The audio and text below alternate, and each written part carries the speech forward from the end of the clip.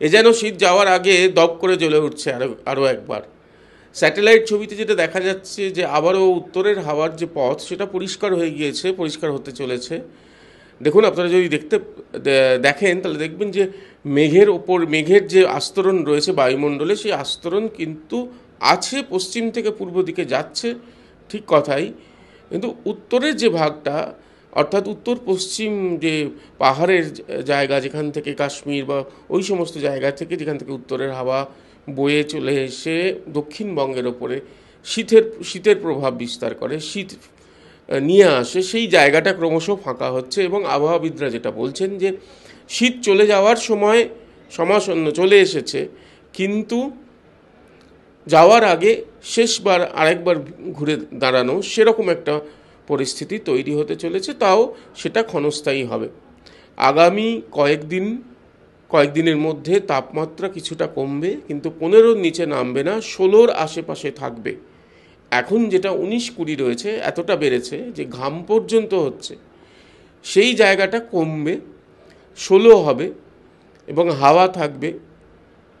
আর যেটা তারা বলছেন যে 12 তারিখ পর্যন্ত কিছুটা হলেও শীতের আমেজ থাকবে। 12 তারিখে আবারও এই একই পরিস্থিতি, আবারও গরমের যে অনুভূতি সেটা আবার চলে আসবে। ফলে বুঝতেই পারছেন যে শীতটা এখন আসতে চলেছে, যেটা পাবেন 16তে নামবে তাপমাত্রা, সেটাও আরও ক্ষণস্থায়ী কিছুটা।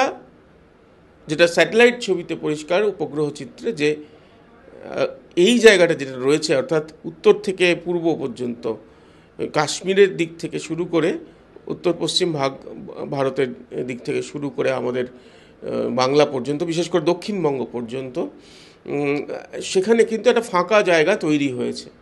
অর্থাৎ পশ্চিমী ঝঞ্ঝা থাকলেও পশ্চিম দিকে যেমন দেখছেন প্রচুর মেঘ রয়েছে, কিন্তু এই পথটাতে কোনো রকম বাধা সৃষ্টি করতে আপাতত পাচ্ছে না, সরে যাচ্ছে। তার ফলে উত্তরের হাওয়া শীত যাওয়ার আগে কিছুটা সচল হবে এবং এই তাপমাত্রা আবারও কমবে। তবে এইটা ভাবার দরকার নেই, শীত আবার ফিরছে। শীত কিন্তু এখন বিদায়ের পথেই। নন্দন পালের সঙ্গে প্রীতম দে, TV9 বাংলা ডিজিটাল।